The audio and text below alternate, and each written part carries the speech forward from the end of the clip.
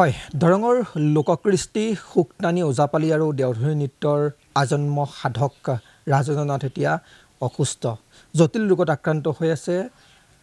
ওজা ৰাজেন্দ্ৰ নাথ আৰু বিভিন্ন সন্মান বুটলিবলৈ সক্ষম হোৱা ৰাজেন্দ্ৰ নাথ ওজা বৰ্তমান অসুস্থ কেইবাটাও আচলতে জটিল ৰোগত আক্ৰান্ত হৈ আছে ছমাহ ধৰি শয্যাশায়ী হৈ থকা এই লোকশিল্পীগৰাকীৰ এতিয়া আচলতে আৰ্থিক অনাটনৰ কাৰণে চিকিৎসা কৰিব পৰা নাই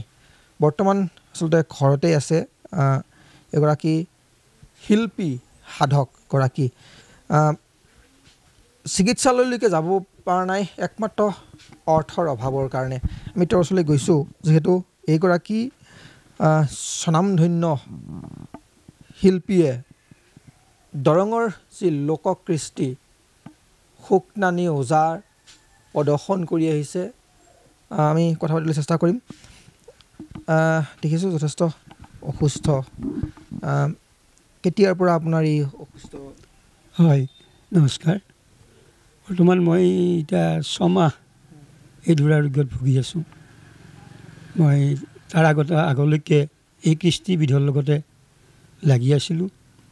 কিন্তু আজি ছমাহ এতিয়া মই বৰ্তমান গৃহবন্দী হৈ এই অসুখৰ কাৰণে চিকিৎসা কৰিলোঁ বহু ধৰণে বহুত ধৰণেও কৰিব পৰা নাই আৰু গোটেই কমকৈও কৰা নাই মই গুৱাহাটী আমাৰ ভাঙাগড় মেডিকেলত হৃদৰোগত মানে আক্ৰান্ত হোৱাৰ বাবে তাতেও চিকিৎসা ল'লোঁ পেচাবৰ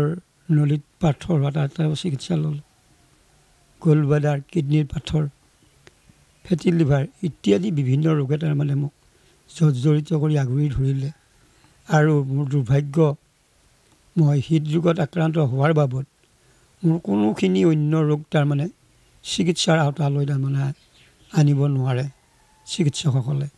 কাৰণ মোৰ হৃদৰোগৰ কাৰণত কোনো মানে কটা চিঙা কোনো মানে অস্ত্ৰোপচাৰ নহয় তাৰ বাবে এতিয়া আপুনি চিকিৎসালয়লৈকে যি চিকিৎসা কৰিবলগীয়া আছিলে সেই গোটেই চিকিৎসাখিনি কৰাৰ ক্ষেত্ৰত কিহৰ কাৰণে আগবাঢ়িব পৰা নাই মইতো আপোনালোকে গম পালে ইতিমধ্যে দেখিছে শুনিছে এজন সাধাৰণ এজন শিল্পীবিলাকে অৰ্থৰ কেনেকুৱা আৰু শিল্পীবিলাক হ'ল অভাৱী যিবিলাক লোক সেইবিলাকে আমাৰ সজোৱা খেতিয়ক সেইসকল লোকে গতিকে মোৰ এতিয়া এই চিকিৎসা কৰিবলৈ বিক্ৰী কৰিবৰ কাৰণে কোনো মাটি বাৰী নাই আৰু চিকিৎসাৰ বাবদ মই বাহিৰৰ পৰা কোনো মানে সাহাৰ্য পোৱা নাই বা এতিয়ালৈকে মই নাপালোঁ তাৰোপৰি মোৰ সৌভাগ্য এটা আপোনালোকৰ আগত ক'বৰ কাৰণে মোৰ এইটো এটা আপোনালোকৰ গৌৰৱ দৰঙৰ মই 2021-22 শিল্পী পেঞ্চনটো আমাৰ অসম চৰকাৰৰ শিল্পী পেঞ্চনটো পাইছিলোঁ আৰু সেই শিল্পী পেঞ্চন পোৱা পইচাখিনিৰে কিছু সাঁচি ৰাখি মই ৰাখিছিলোঁ কিন্তু এতিয়া সেই সকলোবিলাক শেষ হৈ গ'ল কাৰণ আজি ছমাহে চিকিৎসা চলায়ে আছোঁ এতিয়ালৈকে চিকিৎসা চলাই আছোঁ কিন্তু এতিয়া এনেকুৱা হৈছেগৈ মোৰ সেই আৰু মানে পেঞ্চনৰ পইচাৰ মানে হাতত জমা নাই আৰু এতিয়া মোৰ এনেকুৱা এটা অৱস্থা হৈছে মানে ডক্তৰে দিয়া ঔষধ পাতিখিনিও তাৰমানে মই পৰিপাটিকৈ একেলগে বা মানে একেলেঠাৰিয়ে তাৰমানে ঔষধ পাতি আনি খাব পৰা অৱস্থা এতিয়া মোৰ নাই কাৰণ অৰ্থ নাই বাহিৰত যোৱা কোনোবাই বহুতে কিবা কিবি কৈছে বাহিৰত যাব লাগে বা বাহিৰত যাব পৰা অৱস্থা এতিয়া মোৰ শাৰীৰিকভাৱেও নাই আৰু অৰ্থৰ ভাৱতো আৰু কোনো কাৰণতে মই আৰু বুজি পাইছে কি ক'ব চৰকাৰক কি আহ্বান জনাব এই ক্ষেত্ৰত মুখ্যমন্ত্ৰীগৰাকীক কি আহ্বান জনাব তেখেতসকলকতো আৰু মই আহ্বান জনাবহে পাৰিম তেওঁলোকক অনুৰোধ কৰিব পাৰিম কিন্তু অন্য ব্যৱস্থা কৰা কথাটো তেওঁলোকৰ মই তেওঁলোকক পৰা বিচাৰোঁ কাৰণ মানুহ জীয়াই থাকিবৰ কাৰণে চেষ্টা সদায় কৰে মৃত্যুটো কোনো মানুহে বাঞ্ছা নকৰে গতিকে মই এই বৰ্তমান 75 বছৰত সোমাইছোঁহে গতিকে মই এই অৱস্থাত তেওঁলোকক আৰু আহ্বান জনাওঁ এইটোৱে মানে অলপমান কিবা তেওঁলোকে চালে মই অলপমান কিবা এই ঔষধ পাতিখিনি খোৱাৰ ক্ষেত্ৰত বা যিখিনি চিকিৎসা চলাই আছোঁ সেইখিনি চলোৱাৰ ক্ষেত্ৰত এটা সকাহ পালোঁ হয় নেকি তাৰে এটা আহ্বান জনাব খোজোঁ আৰু তেওঁলোকক সেইটো আৰু মই আৰু কি ক'ম আৰু নিশ্চয়কৈ এগৰাকী শিল্পী আচলতে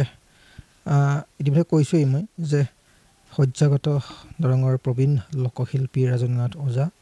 উন্নত চিকিৎসাৰ কাৰণে এতিয়া চৰকাৰৰ ওচৰত সহায় বিচাৰিছে আমি সহধৰ্মিনী আছে কথা পাতিবলৈ চেষ্টা কৰিম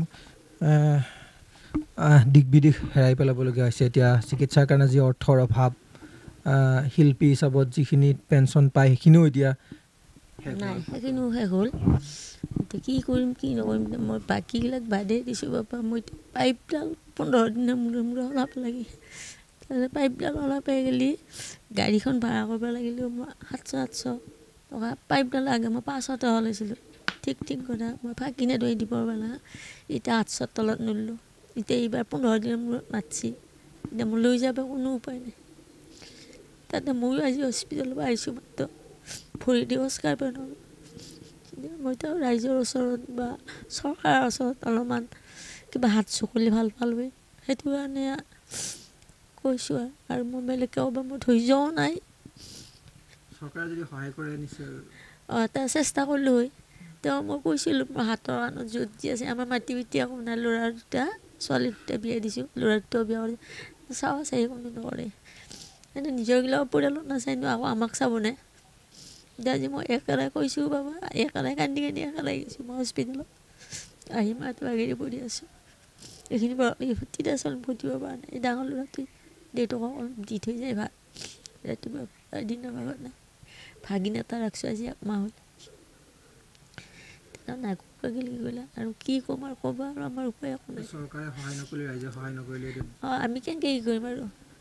ৰাইজৰ ওচৰকো যাবে বেয়া লাগে আজি ইমান দিন ক'তো হাত পাতি নাপালোঁ যিমান পাৰোঁ সিমান নিজে একেবাৰে চেষ্টা কৰিছিলোঁ এতিয়া কথাক্ষণ নকয় তই এতিয়া কি এনেকুৱা হ'লি এতিয়া কি ক'ম আৰু ক'ব আৰু উপায় নাই নিশ্চয়কৈ ওৰেতো জীৱন আচলতে লোককৃষ্টিৰ সাধনাত নিমগ্ন থাকি শুকনানী ওজাপালিৰ ক্ষেত্ৰখনত আচলতে সমৃদ্ধ কৰা শিল্পীগৰাকীৰ আজি এই অসহায় অৱস্থা আচলতে বিগত প্ৰায় 6 মাহ ধৰি চিকিৎসা কৰি ফাৰাক্ৰান্ত হোৱা শিল্পীগৰাকী এতিয়া পৰিয়াল এই ধৰণে চিকিৎসা কৰিছে যদিও সুফল লাভ কৰিব পৰা নাই অৰ্থৰ অভাৱৰ কাৰণে আচলতে উন্নত চিকিৎসা কৰিব পৰা নাই চৰকাৰ ৰাইজৰ পৰা সহায় বিচাৰিছে এইগৰাকী স্বনামধন্য শিল্পীৰ পেঞ্চন লাভ কৰিছিল যদিও সেয়া এতিয়া সকলো শেষ হৈ গৈছে উন্নত চিকিৎসাৰ কাৰণে আগবাঢ়িব পৰা নাই শিল্পীগৰাকীয়ে লগতে পৰিয়ালটোৱে আপুনি বিচৰা বাতৰি পাব কেৱল নিউজ 18 এপত